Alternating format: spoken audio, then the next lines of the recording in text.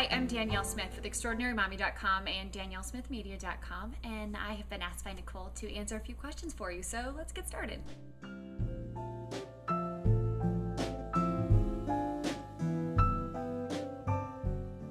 The Give Good, Get Good motto, that is set for Extraordinary Mommy because I happen to believe that it is one of my primary responsibilities as a parent to teach my children to be better citizens of the world. So whether it's an opportunity I have, like working with ConAgra on their Child Hunger Ends Here campaign, and I can turn around and teach my children that there are kids in the world who are currently going hungry and help them to understand the small things that we can do in our community, like having a lemonade stand and giving that money to a local food bank.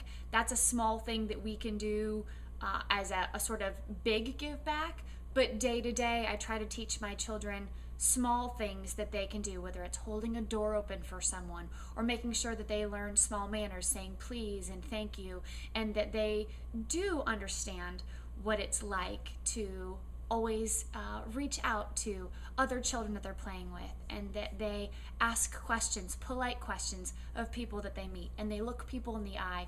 To me, it's important that I not only teach my children these qualities, but that I do everything that I can to model them. So I try to talk about that on the website as much as I possibly can.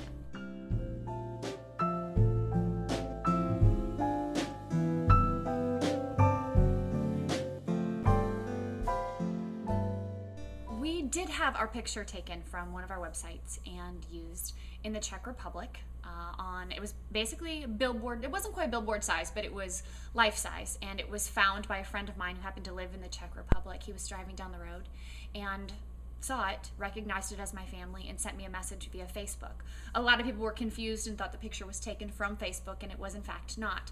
What's interesting about the timing of you asking me about this is that just last week I found out that that exact same picture was taken and is being used again by a website right here in the United States.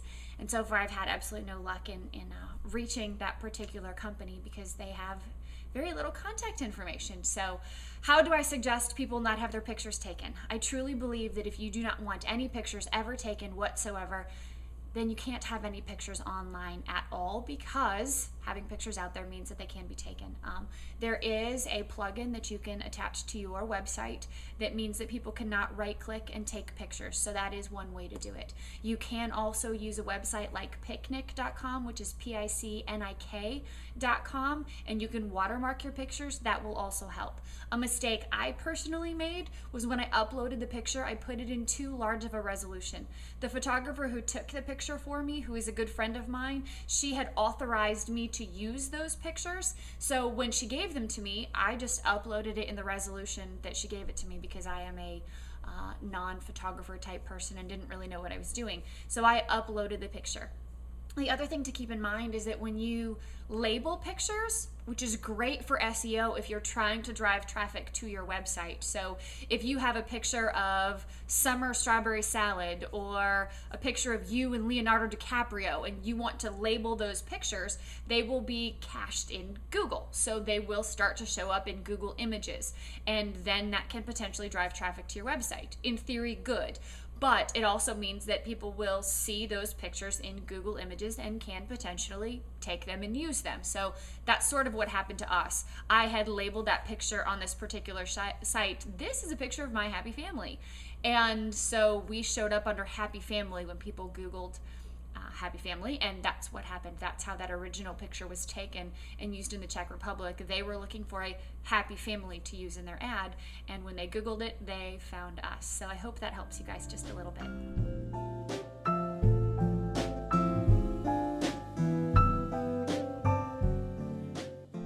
Of the Talk Live video tips, if you're looking to do as much as you can in a short period of time, I suggest you start with either like a top 5, because most of them I do in 1-minute tidbits, but you can jump in and get 4 or 5 of them in a quick snippets. I started to sort of highlight them and put them together, so I would look for the ones that give you 4 or 5 at a time. My best pieces of advice are, number 1, always make sure that your lighting is good, make sure that your sound is good, because if people can't see you and they can't hear you, they are definitely not going to watch your videos whatsoever. Try to keep them short. If your videos are 5, 7, 10 minutes long, people will very likely get bored and eventually turn it off.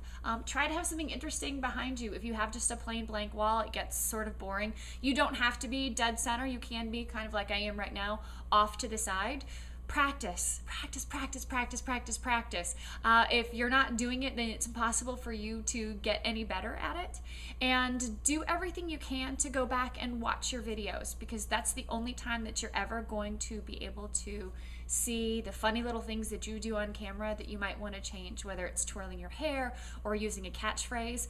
I recognized fairly early on that I started almost every single video with the word so, like, so here we are, so we're ready to get started, so let me tell you what we were doing today. And of course, unless you're watching all of my videos in quick succession, you might not notice that it's something I do, but it was something I was doing that I wanted to change. Maybe there's a word like you use all the time that you would like to change, but unless you go back and watch your videos, you won't realize it's something you're doing. Good luck and get started.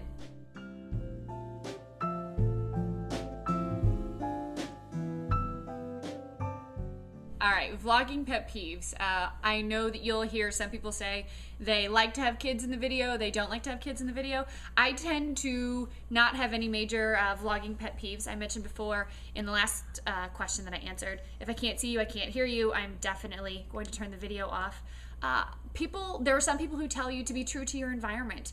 If you've got kids running around while you're doing your video and that's a natural environment for you, go for it. On the flip side, if someone is asking you or paying you to do a video that requires you not to have children in the room, you're going to have to find a way to do it without your kids. So do keep that in mind. These are my small people. This is Delaney and this is Cooper. I don't know if you can see him. He might be too low. Are you too low? Stand up. Yeah. Whoop, there's Cooper. Okay, so, but other than that, I don't really have any vlogging pet peeves. I would just say, if you want to do video, get started.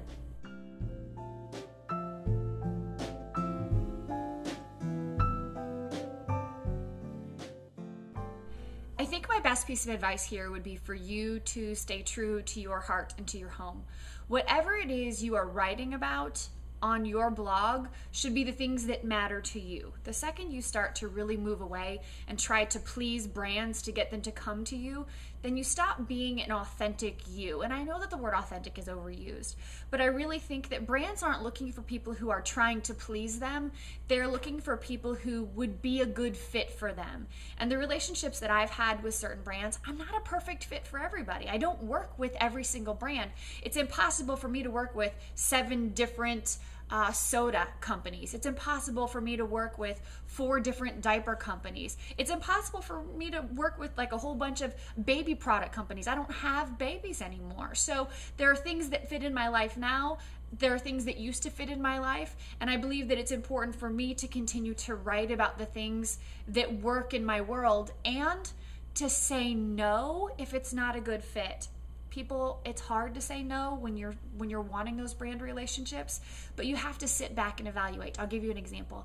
I had a company come to me at one point and say, because they know I love cause marketing, Danielle, we really think that it would be great if you would be an ambassador for this brand of tomatoes. And it was a paid campaign, and I said no. Why did I say no? I said no because I hate tomatoes.